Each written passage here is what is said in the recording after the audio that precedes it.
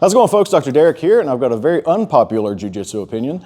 You should muscle through everything. Use all of your strength when you're rolling, because you're going to learn a long series of lessons from that.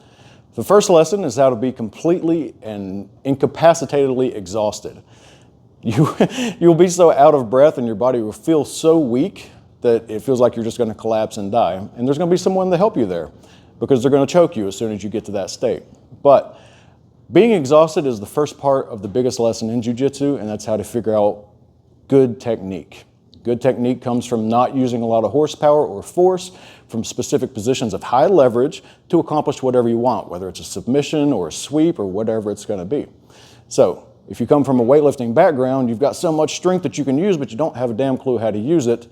You get completely exhausted first, and then you find out what works. Later on, you have that base of technique, you start moving up in belt ranks, you start figuring out how to use scenarios to fit into your physical attributes. If it's strength, you figure out how to load them up, get them into a strong position to where you can move them really well. If you're flexible, you figure out how to get into different guards and use your flexibility. If you're quick, you find different scenarios for that. It's all the same. That's how you develop a jiu-jitsu game and figure out what works for you.